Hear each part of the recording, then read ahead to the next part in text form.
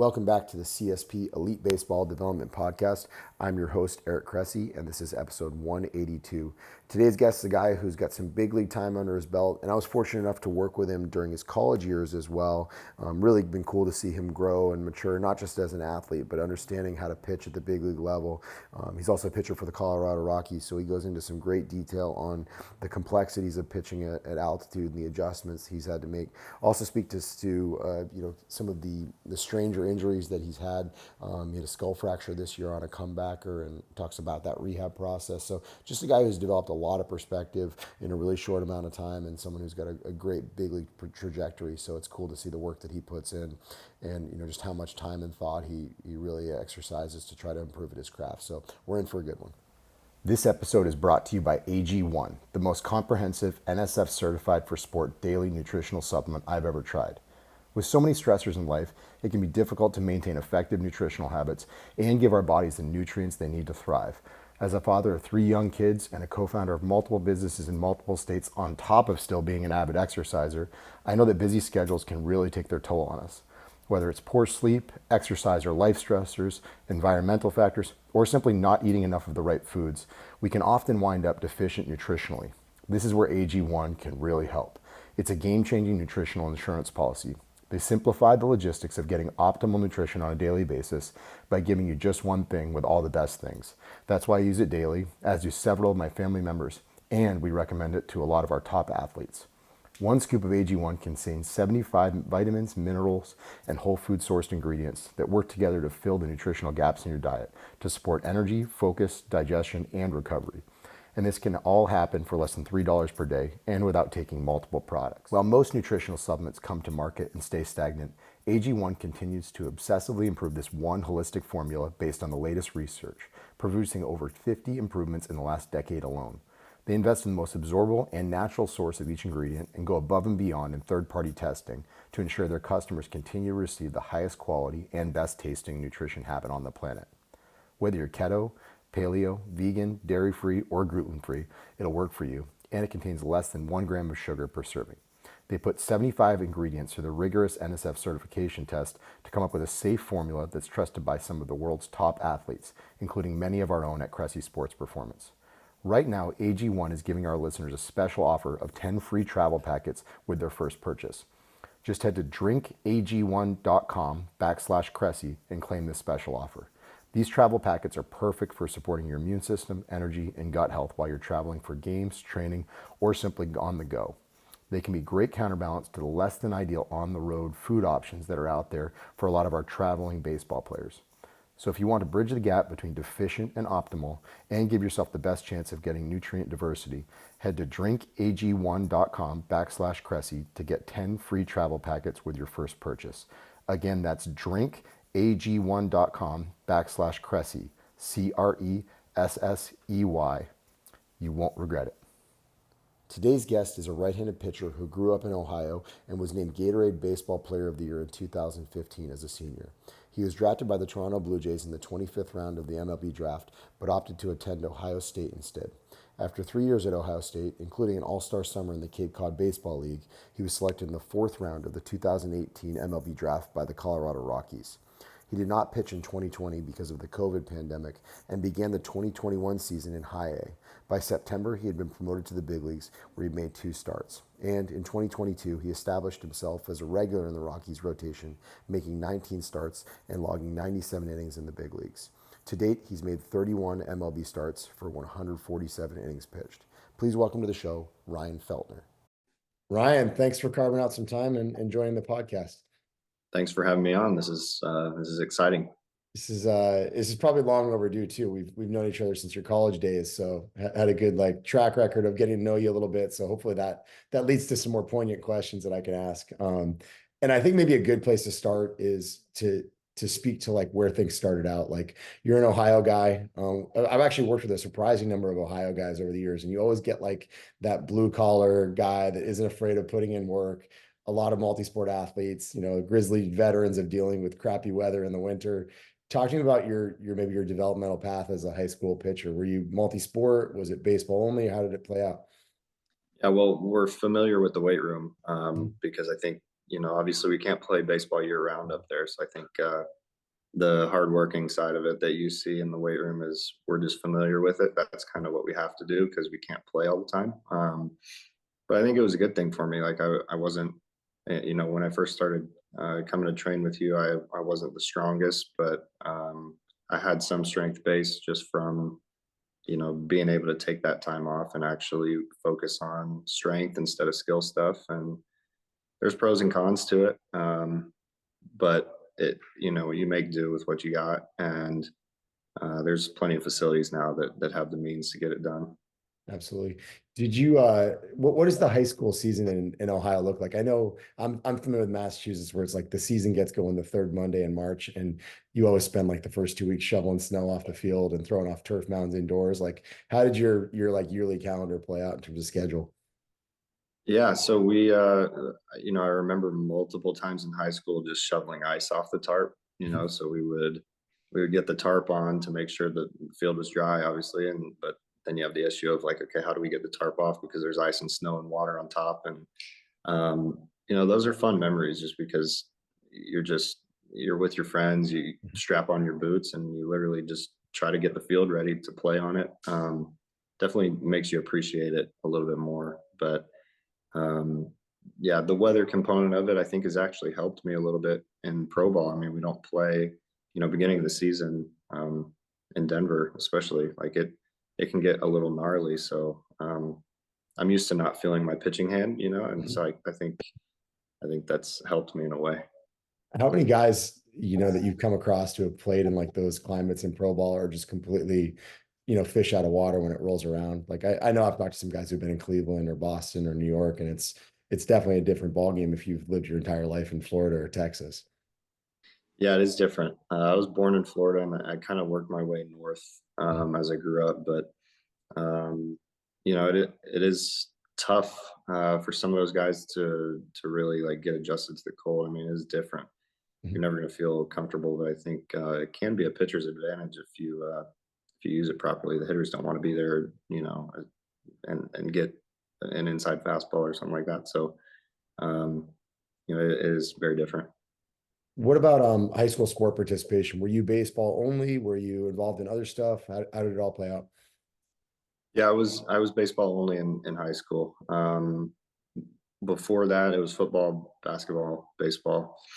I Mhm. think the biggest deciding factor for me was, I went to Walsh Jesuit, which is a baseball school, Yeah. and so Coach Kazmar was great, and I remember a few talks with him freshman year, and trying to just decide, which way do I want this to go, and obviously there's a way that you can have fun playing basketball and football, and I think we're on the same page on that. Like you want to encourage athleticism, and but I felt like the lowest hanging fruit for me at that point was strength, and I knew that I wanted to play at the next level and the levels after that. So I put all my eggs in one basket. Missed out on the fun basketball, and Mhm. probably not football. I wasn't great at football. I didn't love getting hit. So, but basketball, probably missed out on that experience. But I think I'm happy with the decision I made on that. I mean, obviously it worked out well. You were, it was good enough to be state player of the year as a senior. You were drafted and, turned it down before you went to Ohio State. You obviously saw value in going to college. So I'm curious, like, how would you scout yourself circa, 2015 when you were a senior in high school? Like, were you raw? Was it polished? And it'll lead to a follow-up question that I have in light of somebody I talked to about you today. So go ahead with the first answer. Okay. Yeah, I think after every year, I'm frustrated with how I was the year before, which to me is a good thing. Just Mhm. it's telling me that I'm growing. So when I look all the way back to 2015 in that area, I was a way different pitcher. Mhm. Still always had like the power mindset, um, but the pitch mix wasn't really there. Like I didn't really have a great breaking ball, so it was mainly fastball changeup, and I would spin a breaking ball every now and then. And I think the word that I always heard tossed around by scouts to me in high school was upside. Mhm. They felt like I had a lot of room to grow and a lot of room to get better. So I definitely wasn't a finished product in high school or really anywhere close to it. had some talent, but um, definitely had a lot of things to learn as well. I think people at the youngest ages put undue pressure on themselves. Like I talk about Tyler Beatty as a first rounder. Like, Tyler would dominate the state of Massachusetts, with how talented he was a senior in high school. But, we'd see highs and lows. It'd be 94 to 96 one day and then 89, 91 another, particularly when you get like I guess the fluctuations and weather conditions and all that. You're, maybe thrown on a terrible mound when you're on the road, something you're unfamiliar with, like you leg out a triple in the first inning when you're pitching, and then you have to go out and try to shove after that. Did you see a lot of that kind of inconsistency in your performance in high school that leveled off as you got further and further along to higher levels? Yeah, I think the performance for me in high school was pretty consistent as far as the results would go, but I think as far as my stuff and the process and the routines, I don't think that stuff was as locked in as it is now. Didn't have as much knowledge and just didn't know my body as well as I do now. So I think all of that stuff wasn't very dialed in. It was, I remember a few times after bad games, I would go be, a little head case in the weight room and just put a bunch of weight on the squat rack and do that. And but then the next week I wouldn't do that. I would lift on a different day. Or so the routine, I really didn't have one in high school.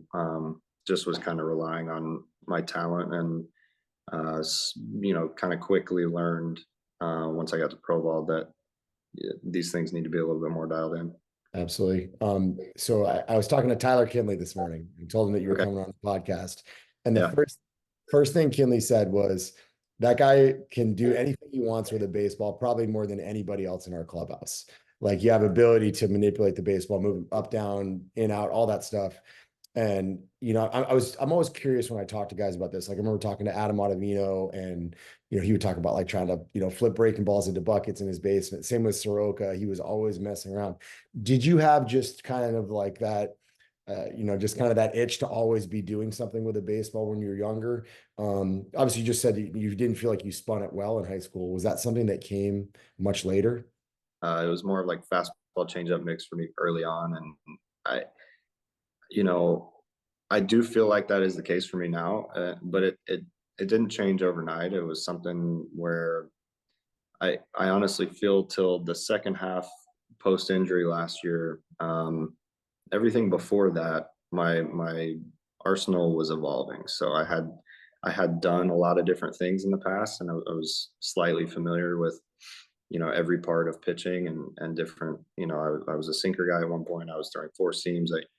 I'm not enough of a supinator to really throw a sinker, but I don't also square it up. So um, little things like that I had me try different things along the way. So I think that's the reason he probably said that. I have a field to do multiple different things You're, now, but you're curious enough to support it. yeah, yes, yeah, it definitely hasn't always been that way. Yeah. That's interesting. All right. So how did you wind up at Ohio State? Because I know, in general, I feel like Midwest guys, the kind of the Louisvilles, the Ohio States, like the Kent States, a lot of those guys do stay close to home. But was there ever a draw for you to go away, especially being originally from Florida? Did you want to go to warm weather, or was it just like a slam dunk to stay closer to home? Um, everybody always says, "Oh, that like that was a dream to go to Ohio State," because you're from Ohio and all this, and I'm kind of from all over, but I Mhm. did spend a lot of time growing up in Ohio. And I loved Ohio State. I committed pretty early on in the process. I didn't really know what I was doing back then in terms of that, but I felt like the most important thing to me was I wanted to go somewhere where I could play right away. Love I that. didn't want to go and have that gap year or redshirt year or whatever it is. And I wanted to keep playing. I felt like I was on a good roll going into freshman year of college. So just wanted to be on the field and commit early somewhere where I trusted the coaching staff. And it was close enough to home where if I wanted to go home, it's a 2 hour drive. But if not, I'm still a good distance away. So, and a good school. So kind of all those things factored in. I think if I did it again, I probably would have done it the same way. But yeah, I would say there was that itch to go south as well. Just didn't wait long enough for it to happen. I didn't have really any of those offers at the time that I committed. I think that's such an important message. And I mean, I remember Corey Kluber talking about picking Stetson for the exact same reason. Like, there's a track record of big leaguers who took big jumps in development in those early years of college because they were able to actually go and get the reps that it took. And you were kind of a good example in that, like, you had a huge velocity jump from freshman to sophomore year of college. I was looking it up. Your average basketball velocity as a freshman was 90.8 in 68 innings, and then in your sophomore year it was 94.8 over 62 innings. And it wasn't like it was just a starter to reliever shift. Like, you legitimately added 4 miles per hour in a year. So I'm curious, like, what changed? You'd been exposed to the weight room. Was it putting some weight and some strength on? Was it ironing out the delivery? What was the biggest adjustment over that year? Yeah, I would say most of that is just getting on a consistent routine because I think in high school I didn't have that. So getting with the strength coaches at Ohio State and having them push me to eat, and have the emphasis on nutrition, that was something that I just didn't have that knowledge in high school. I just thought you go in the weight room, you lift, and you get big and strong, and that's it. But I first got introduced to like the nutrition aspect of it at Ohio State, and they did a great job with educating us on that. So I think that's really what did it. I got a little stronger and cleaned up some things mechanically, but I would say mostly that was just being a late bloomer and putting on that first like real batch of strength. Did you go through a correction like that first year, living on your own, just getting adjusted, all that stuff? Because we see a lot of guys that, get to campus and you think they're going to take off and they drop 15 pounds and they come home looking, terrible at Thanksgiving break. Was there any like, kind of freshman adjustment? I would say there was as far as like balancing time. As far as strength and baseball stuff, it was pretty seamless. They did a good job with us, like letting us. Obviously they provide the facilities and all of the information that we need to kind of be the best athletes that we can. So everything on that aspect was great. I was kind of just a sponge my first year trying to soak everything up and yeah, I felt like I was good on all that stuff. The biggest adjustment was definitely off the field, managing time and actually learning how to schedule and things like that. Yeah, A big part of it. So yeah. you obviously were drafted by the Rockies, and I think the first thing that automatically goes through people's mind when they hear about pitching for the Rockies is altitude, and the nature of their affiliates. I think outside of Hartford, pretty much every affiliate is at some kind of altitude for the most part, right? So I'm curious, like pitching your entire career at altitude, what are some of the things that I guess throwing at that elevation, the casual baseball fan might not actually appreciate. Like, how has it shaped your development? It's made me mentally stronger. I think there's a lot Good of answer. things that happen at altitude that don't happen elsewhere, and um, I choose to not turn my head to it. I choose to kind of embrace it and look at it as a challenge, and the other team's dealing with it as well. So um, that's where you have to dig into kind of like the grindiness and Mhm. I mean there's a better word than that. It's such a baseball word, but you know what I mean. So it's a fun challenge, but then also there's the side that I think maybe not everybody knows. The ball flies, and then also bloopers land in because the outfield's bigger at Coors and a lot of our affiliates. So but the one thing that I think people don't realize is you get around 85% of your pitch movement. So the pitches will get dampened a little bit in their movement profiles. So not as much swing and miss, and you might have to battle through some innings a little bit more. But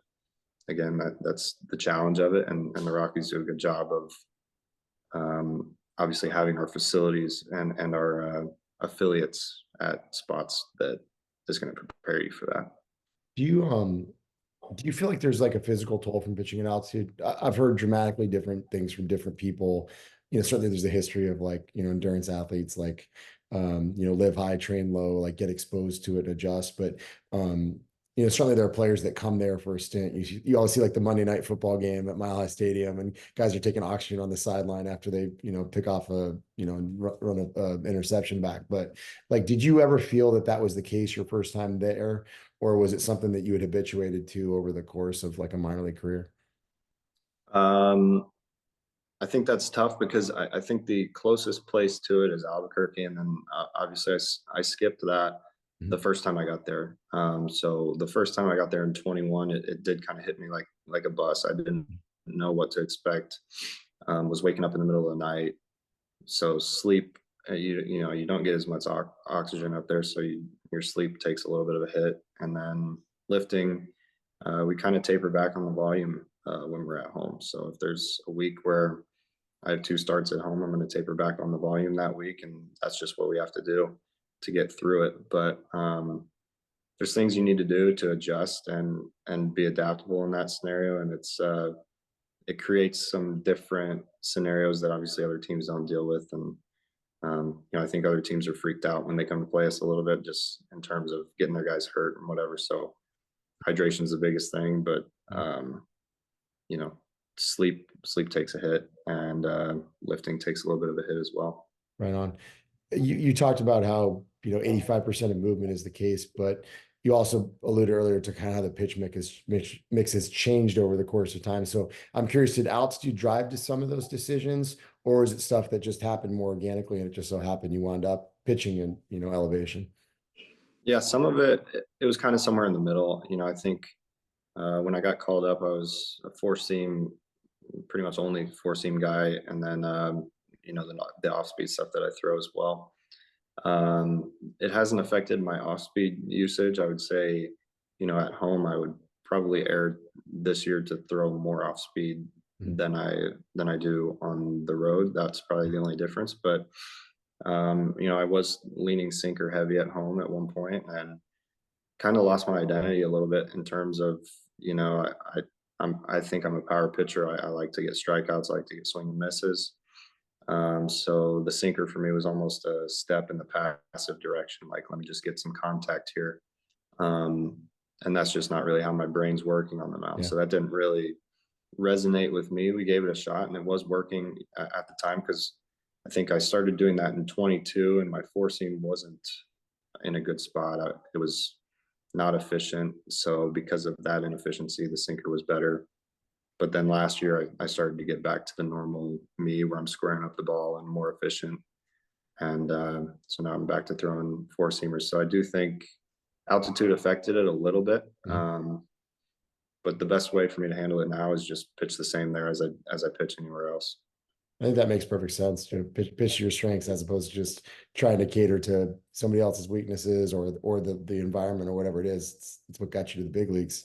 And it got Yeah. you there quickly. Like I think that's the stuff people forget about is, you were drafted, and you didn't have a 2020 season. So the first question I'm curious about is like, what did 2020 look like for you? Because we've had, Peter Strzelecki on it. Like there's just a case study of like guys who kind of went off the grid in 2020 and trained their butts off and turned themselves into big leaguers. So I'm curious like what it looked like for you because you were pretty fresh out of the draft and obviously took a massive step forward in 2021.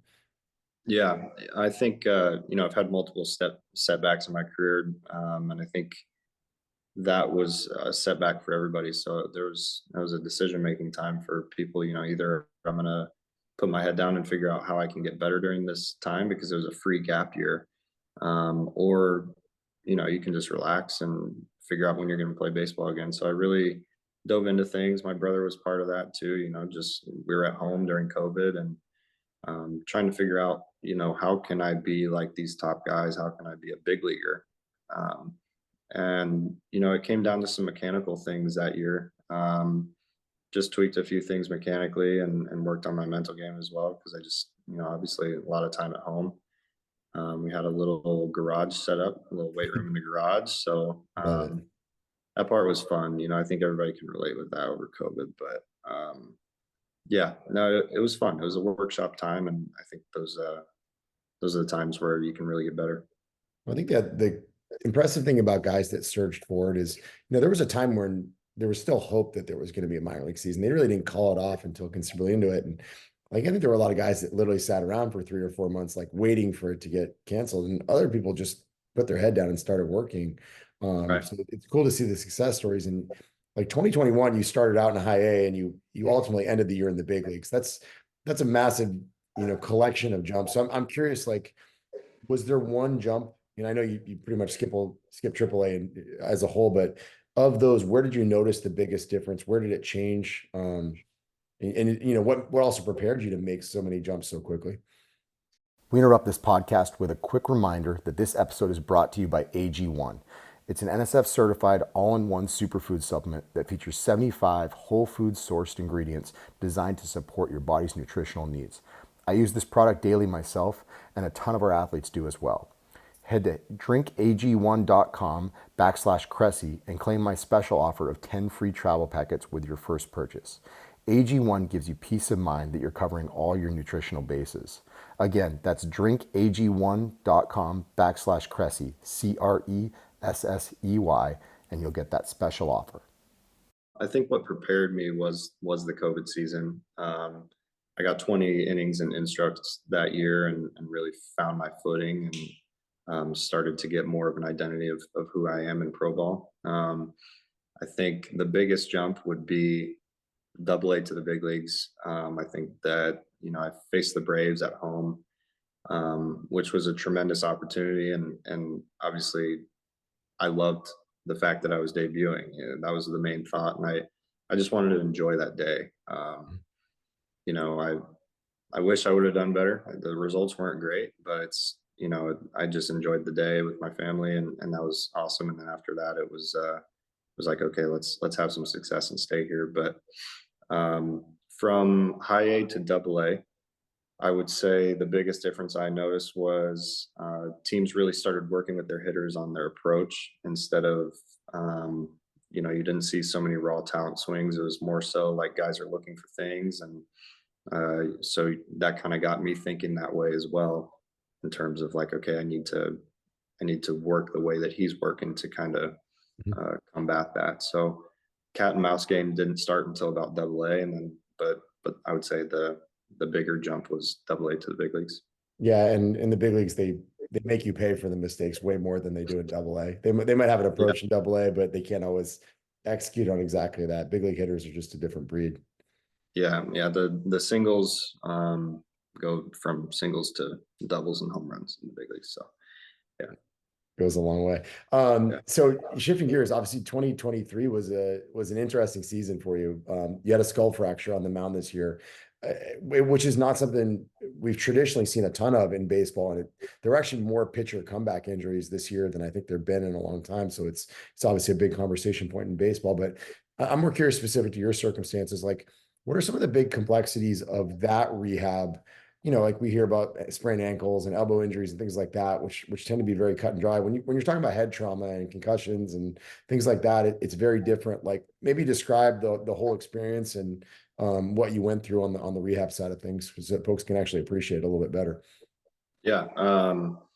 Yeah, again, very different uh, injury. It's one that I never thought that I would have, and one that pitchers probably fear. And once I started the rehab process, it was kind of starting from square one as far as just being a human. I had to, I didn't have to like relearn certain things, but I had to give my brain time to allow me to do certain things. So making breakfast was a no-go for the first like 3 weeks. I had to kind of lay low, stay off my feet.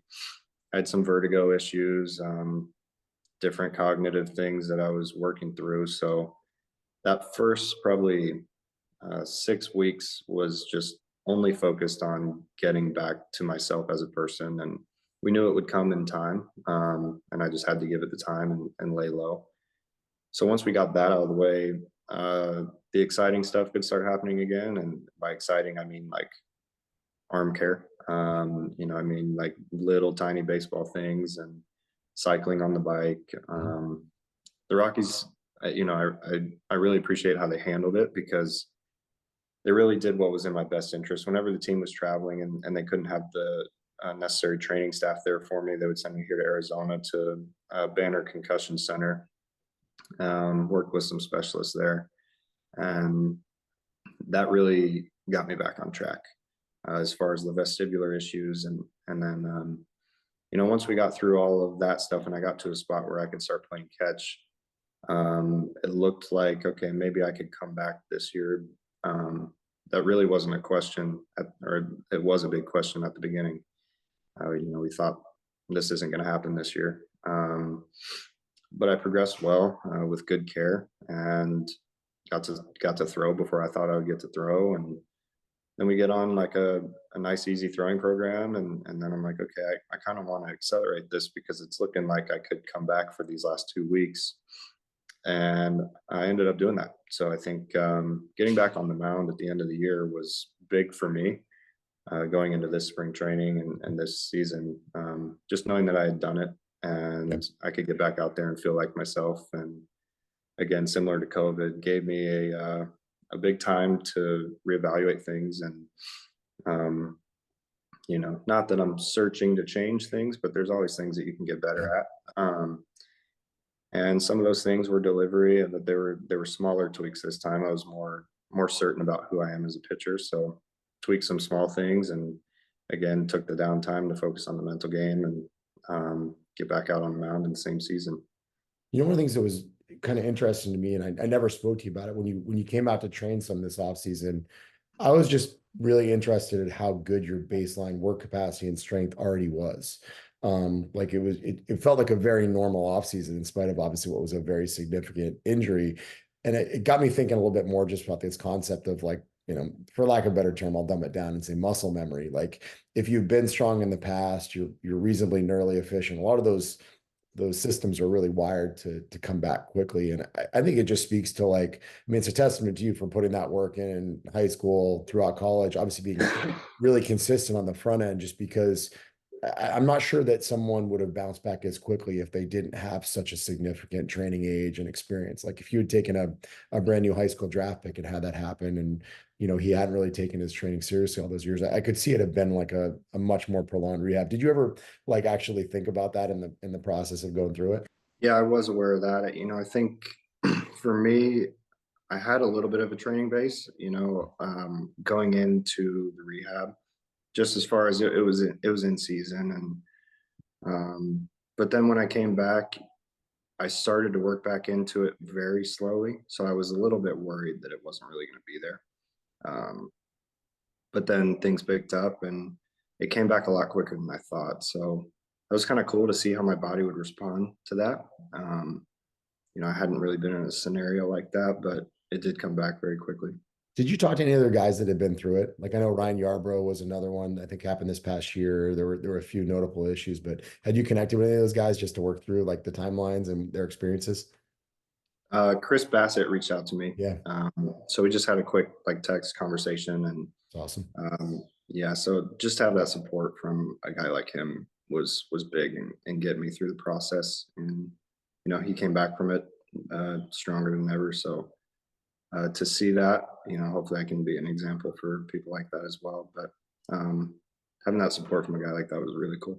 Right on. So obviously you're doing well. You're in the clear. It's been a productive offseason. I'm curious, like what takes you to the next level? What are the goals for 2024, and what are you working on day in and day out? I was happy with the version of myself that I came back as post injury last year. So I think for me now it's just about consistency, Mhm. consistency in my routines and consistency out on the mound. So I think I'm yeah, I've looked into all the numbers, the analytics, and I feel like the version of me now is the best version of myself. So just staying true to that. It's a pretty basic answer, but it's easy to get away from who you are in season if things don't go well and start Yeah. to tinker with things. And I've been there and through that process, I've found out the version of myself that I like the most on the mound. So Mhm. just gonna stick with that the whole year. And if it's not working, obviously you make tiny tweaks, but none of it will be to like who I am as a pitcher. So just gonna stay consistent in that. I like that. It's really easy to get caught up in the shiny object syndrome, where it's something new every day. But I think baseball's better now than ever at like separating out like what's a bad outcome versus what's a bad process, or just a amount of happenstance. And you probably have to do that more at Coors Field than anywhere else, right? Yeah, you have to have you have to filter out the results a little bit. I would say that's the biggest thing. It just staying true to who you are, not pitching to the park that you're at, or anything like that is kind of key for me this year. Absolutely. All right, we always wrap up with a lightning round. You've had some really good Yep. answers so far, so I'm actually particularly curious about my second question. But first one, what advice would you give to a teenage Ryan Feltner? Um, this is a tough question. I think it would be to stay in the moment. I spent a lot of time looking forward to where I am now, Mhm. which is part of the process of that got me here. Just having the desire to put in the work to do it. I don't know if that's the case for kind of all big league guys, but it's just what I always wanted to do, and I was always looking forward, instead of kind of being in the moment and just trusting that things will work out. Still enjoyed every bit of the process, but maybe just to be where your feet are a little bit more. I like that. Um, I know you're like I said, you're a very curious guy. You're a voracious reader. You're a podcast guy. You're all the above.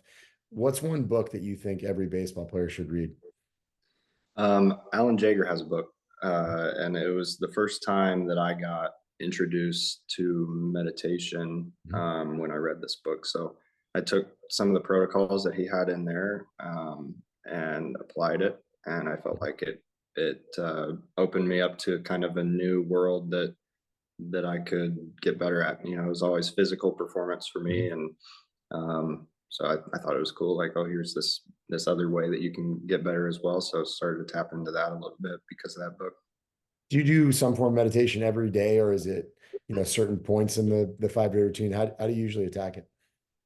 Yeah, I try to do some every day. I try to wake up, and even if it's 5 minutes, that's all I got.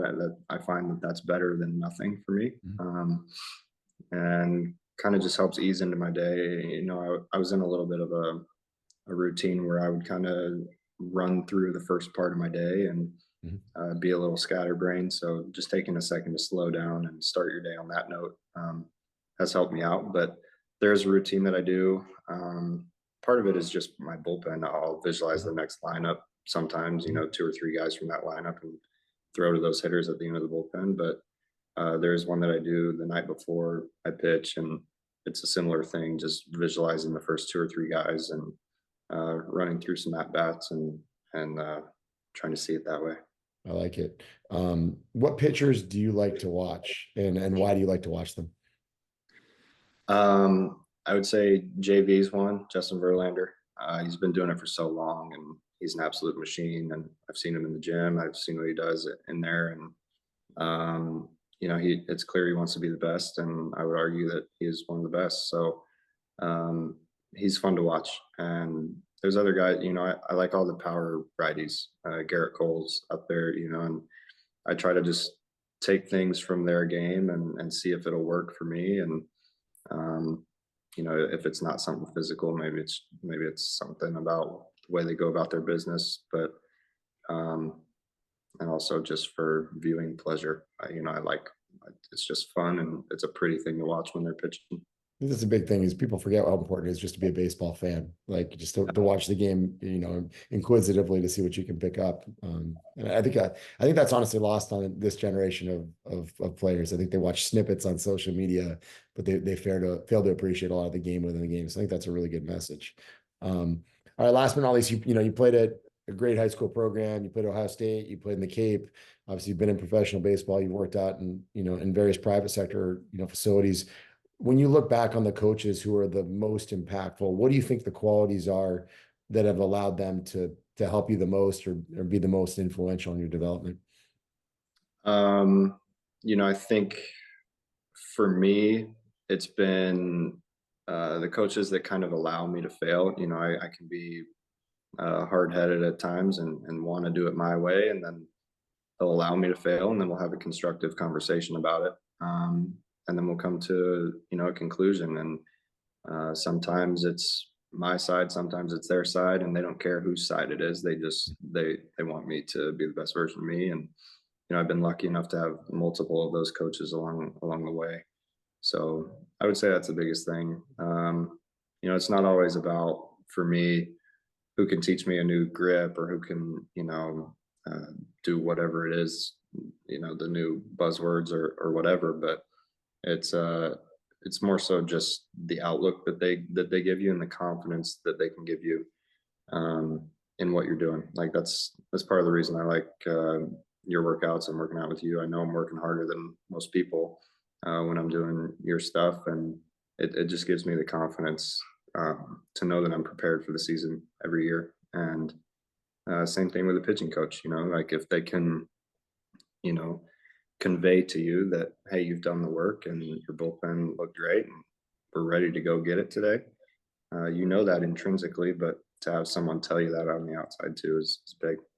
I think that's an awesome comment. Like I thought the failure part on the front end was like the coolest part of that. It's like so many guys they want to be protected from failure. And, you almost implied that it was like, hey, put me in a position to fail, without consequences so that I can actually fail forward and learn from it. Like, particularly at the younger levels, I think that's vitally important.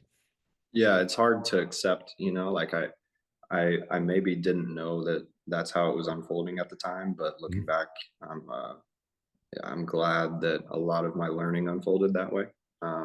It's the best way to learn, and I think that's a lot of how I got better. I've had a lot of failures, and yeah, that's a big part of it for me. That's good stuff. Got a good social media presence. You're Ryan Felt 26 on Twitter or X or whatever they're calling it now, and R Felt 26 on Instagram. So folks can check you out there. Hey man, thanks for doing this. This was a lot of fun. Learned some stuff about you that had never come up in our conversations, and then obviously touched on I think some good points that we probably hit on over the years. So this was cool. I appreciate you. Yeah, this was awesome. Thanks for having me on. Best of luck this season. We'll be cheering for you for sure. Thanks, Eric. Thanks so much for tuning in to the CSP Elite Baseball Development Podcast. We really appreciate you carving out some time in your schedule to listen, not just to this episode, but also to some of the episodes from our archives. If you enjoy what you heard, we'd love it if you'd share it with friends, colleagues, and teammates, as well as leave us a review on Apple Podcast and Spotify. Thanks again for your time.